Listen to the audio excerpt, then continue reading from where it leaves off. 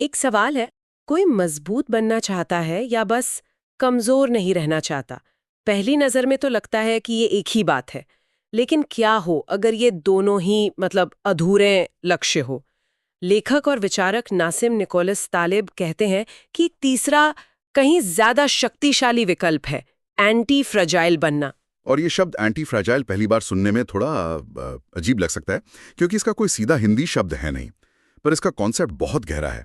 सीधी सादी भाषा में कहें तो एंटी फ्रैजाइल वो चीजें हैं जिन्हें झटकों, तनाव या उथल-पुथल से नुकसान नहीं होता, बल्कि फायदा होता है। वो संकट से टूटती नहीं है, बल्कि और मजबूत होकर उभरती हैं। बिल्कुल। तो आज अपन लोग इसी चीज की गहराई में उतरेंगे। नासिम तलेब की किताब है एंटी फ्रिजाइल, और हम कोशिश करेंगे कि इसके जो सबसे काम के आइडियाज हैं उन्हें पकड़ें। और ये सिर्फ स्टॉक मार्केट या इकोनॉमी की बात नहीं है जैसा कई लोग सोचते हैं। ये जिंदगी, करियर और सेहत को देखने का एक पूरा नया नजरिया है। ये उन लोगों के लिए है जो दुनिया की अनिश्चितता से घबराते हैं और एक मजबूत रास्ता ढूंढ रहे हैं। चलिए इस आइडिया को थोड़ा और खोलते हैं। तलेब दुनिया को देखने के लिए एक चश्मा देते हैं जिसमें 3 लेंस हैं।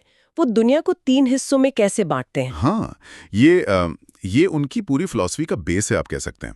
वो कहते हैं कि दुनिया की हर चीज, मतलब हर सिस्टम, हर इंसान, इन 3 में से एक कैटेगरी में आता है। पहली है फ्रिजाइल, यानी नाजुक। करती उनसे ये बिखर जाती हैं, जैसे एक कांच का कप जो गिरने पर टूट जाता है। या फिर मान लीजिए एक ऐसा ट्रेडर जिसने बहुत ज्यादा कर्ज लेकर बाजार में पैसा लगाया हो। बाजार में एक छोटा सा गोता और वो दिवालिया। ठीक है, ये तो सीधा साधा है। नाजुक चीजें दबाव में टूट जाती हैं। तो दूसरी कैटेगरी हुई रोबस्ट, यानी मजबूत। सही। रोबस्ट चीजें झटकों को सह लेती हैं, उन पर कोई खास असर नहीं होता, पर वो बदलती नहीं, जैसी हैं वैसी बनी रहती हैं। वो बेहतर नहीं होती। जैसे एक पत्थर, आप उस पर हथौड़ा मारेंगे तो वो शायद टूटेगा नहीं, पर वो और मजबूत भी नहीं होगा। वो बस वैसा का वैसा ही रहेगा। हमारी बड़ी बड़ी स्थापित कंपनियां या एक सरकारी नौकरी, ये सब रोबस्ट हुए फिर। हाँ, ये रोबस्ट के अच्छे उदाहरण हैं।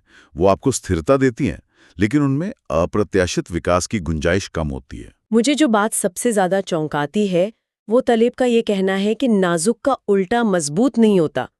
हम तो पूरी जिंदगी मजबूत यानी रोबस्ट बनने की ही कोशिश करते हैं। एक मजबूत घर, मजबूत नौकरी, और वो कह रहे हैं कि हम गलत दिशा में भाग रहे हैं। ये तो पूरी सोच को ही पलट देता है। बिल्कुल, और यहीं पर उनकी तीसरी और सबसे जरूरी कैटेगरी आती है, एंटी फ्रेजाइल। ये वो चीजें हैं जिन्हें झटकों, तनाव और उथल-पुथल से प्यार है। ये उनसे फायदा उठाती हैं। वो इनसे न सिर्फ बचती हैं, बल्कि और मजबूत, बेहतर और विकसित हो जाती हैं। इसका सबसे बेहतरीन उदाहरण हमारे शरीर की मांसपेशियां हैं। अच्छा, मसल्स कैसे? जब हम जिम में वजन उठाते हैं तो हम असल में मांसपेशियों के फाइबर को तोड़ रहे होते हैं, उन पर तनाव डाल रहे होते हैं, और इसी तनाव की प्रतिक्रिया में शरीर उन्हें पहले से ज्यादा मजबूत बनाता है। यानी बिना तनाव के कोई ग्रोथ नहीं। एग्जैक्टली। प्रकृति भी एंटीफ्रेजाइल है। स्टार्टअप इकोसिस्टम एंटीफ्रेजाइल है, जहां मान लीजिए 90% कंपनियां फेल हो जाती हैं, लेकिन उनकी गलतियों से सीखकर बाकी 10% कुछ बड़ा कर जाती हैं और पूरा सिस्टम आगे बढ़ता है। तो तालिब का कहना है कि हमें रोबस्ट बनने का लक्ष्य नहीं रखना चाहिए, क्योंकि जो चीज़ बदलती नहीं है वो एक दिन अप्रासंगिक हो जाती है। हमें एंटी फ्रेजाइल बनना है, जो हर झटके के साथ और बेहतर हो। ये सोचना ही बड़ा अजीब है कि जिस उथल-पुथल से हम सब इतना डरते हैं, वही शायद आगे बढ़ने का रॉ मटेरियल है। तो अगर ये आइडिया इतना शक्तिशाली है, तो हमारी आज की दुनिया इतनी नाजुक क्यों है? तालिब का तर्क है कि हमने अनजाने में सुरक्षा और आराम की तलाश में अपने हर सिस्टम को बेहद नाजुक बना दिया है। ये उनकी सबसे बड़ी आलोचना है आधुनिक दुनिया की। और इसके पीछे कुछ ठोस कारण हैं। एक है केंद्रीकृत सिस्टम। जब सारा कंट्रोल और सारे फैसले एक ही जगह से लिए जाते हैं तो सिस्टम बहुत कुशल दिखता है, पर वो बहुत नाजुक हो जाता है। एक गलती और पूरा ढांचा गिर जाता है। दूसरा बड़ा कारण है बहुत ज्यादा कर्ज, चाहे वो एक इंसान का क्रेडिट कार्ड का बिल हो या किसी देश का राष्ट्रीय कर्ज।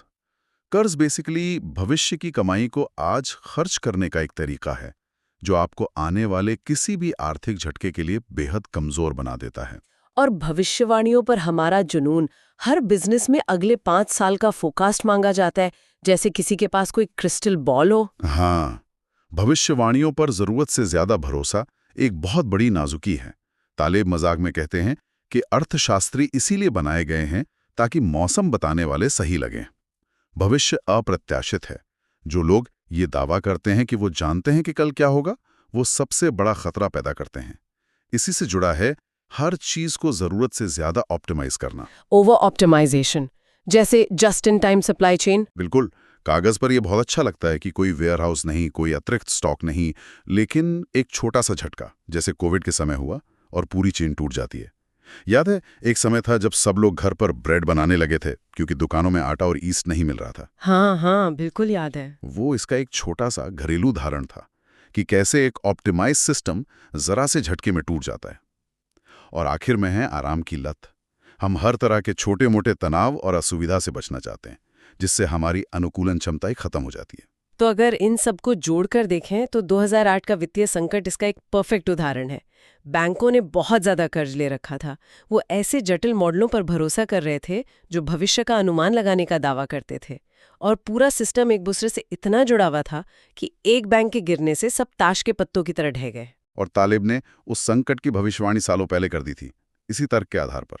उन्होंने बस सिस्टम की नाजुकी को पहचाना था। यार सच कहूं तो ये सुनने में अच्छा लगता है कि उथल पुथल से सीखना चाहिए, लेकिन असलियत में तो हम सब स्थिरता ही चाहते हैं ना।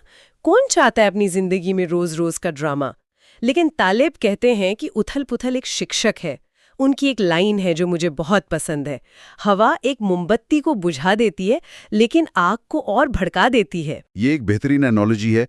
हमें मोमबत्ती नहीं, आग बनना है। और प्रकृति इसका सबसे बड़ा सबूत है। जंगलों में लगने वाली आग को हम एक त्रासदी की तरह देखते हैं, लेकिन इकोलॉजिस्ट बताते हैं कि कई जंगलों के लिए ये जरूरी है।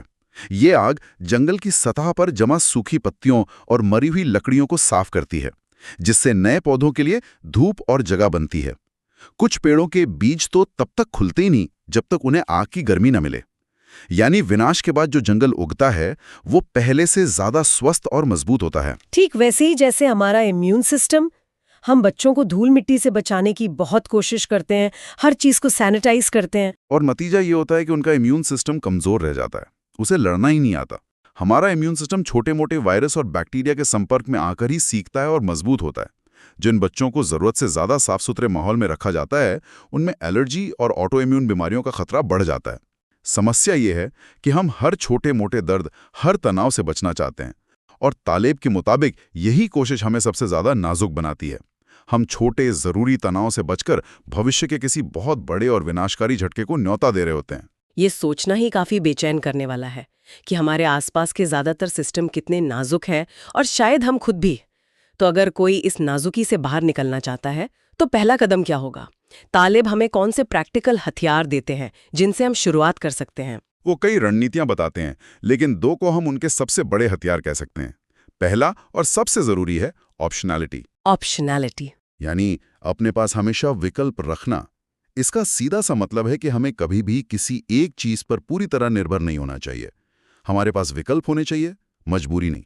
इसके कुछ असली दुनिया के उदाहरण क्या हो सकते हैं? मान लीजिए कोई अपने करियर में से लागू करना चाहती है। बहुत अच्छे उदाहरण है। जैसे आय का सिर्फ एक स्रोत, मतलब आपकी 9 से 5 की नौकरी होने के बजाय कई छोटे छोटे स्रोत बनाना। हो सकता है कोई वीकेंड पर कंसल्टिंग करता हो, या कोई ऑनलाइन कोर्स बेचता हो, या किराए से कुछ आय आती हो। बिल्कुल इसी तरह अपने करियर में सिर्फ एक स्किल पर महारत हासिल करने के बजाय कई स्किल्स का एक पोर्टफोलियो बनाना जो एक दूसरे से जुड़े ना हो। मुश्किल समय के लिए अपने पास 6 से 12 महीने का कैश रिजर्व रखना। और सबसे जरूरी, कम से कम कर्ज रखना। कर्ज हमारे विकल्प छीन लेता है। तालिब की एक बहुत शक्तिशाली लाइन है, ज्ञान से बेहतर विकल्प हैं। आप कितना भी जानते हो, अगर आपके पास चुनने की आजादी नहीं है तो आप नाजुक हैं। अच्छा, ऑप्शनैलिटी की बात तो समझ आती है, अपने सारे अंडे एक टोकरी में न रखें। लेकिन तालेब निवेश को लेकर भी कुछ बहुत ही गैर पारंपरिक सलाह देते हैं। बारबेल रणनीति। ये सुनने में किसी जिम की एक्सरसाइज जैसा लगता है। इसका निवेश से क्या लेना देना है? और ये तो हर फाइनेंशियल एडवाइजर की सलाह के खिलाफ है जो बैलेंस्ड पोर्टफोलियो की बात करते हैं। हाँ, ये पारंपरिक सलाह को पूरी तरह से नकार देती है। एक बारबेल के दोनों सिरों पर वजन होता है और बीच में रॉड खाली होती है। तालिब कहते हैं कि अपने निवेश को भी ऐसा ही बनाओ। बीच के रास्ते यानी मीडियम रिस्क वाली चीज़ों से बचो, क्योंकि वहाँ का जोखिम हमें समझ नहीं आता। इसके बजाय 2 छोरों पर रहो। अपना 80 से 90% पैसा एकदम सुरक्षित, लगभग बोरिंग चीज़ों में लगाओ, जैसे सरकारी बॉन्ड या फिक्स डिपॉजिट। ऐसी जगह जहां आपका पैसा लगभग 100% सुरक्षित है। और बाकी का 10-20%? वो पैसा आप बहुत ज्यादा जोखिम वाले लेकिन बहुत ज्यादा फायदे की संभावना वाले विकल्पों में लगाओ, जिन्हें मून शॉट्स भी कहते हैं। जैसे किसी नई टेक्नोलॉजी स्टार्टअप में निवेश करना या क्रिप्टो करेंसी का एक छोटा सा हिस्सा खरीदना। यहां आपका ज्यादा से ज्यादा नुकसान सीमित है, सिर्फ वही 10-20% जो आपने लगाया। लेकिन अगर उनमें से कोई एक भी चल गया तो फायदा असीमित हो सकता है। ये रणनीति आपको बड़े वित्तीय संकटों से बचाती है, क्योंकि आपका 90% पैसा सुरक्षित है और साथ ही आपको अप्रत्याशित बड़े अवसरों का फायदा उठाने का मौका भी देती है। यहाँ एक और बड़ा अनोखा विचार है जो हमारी और ज्यादा या कुछ नया जोड़ने की आदत के बिल्कुल खिलाफ जाता है। तालिब इसे विया नेगेटिवा कहते हैं, जो एक लैटिन शब्द है। विया नेगेटिवा यानी घटाव के रास्ते से। ये तालिब के सबसे शक्तिशाली विचारों में से एक है। इसका सीधा सा मतलब है, चीजें जोड़ने से ज्यादा शक्तिशाली उन्हें हटाना है। हम हमेशा सोचते हैं कि बेहतर नतीजों के लिए हमें अपनी जिंदगी में कुछ नया जोड़ना होगा, एक नई आदत, एक नई किताब, एक नया सप्लीमेंट।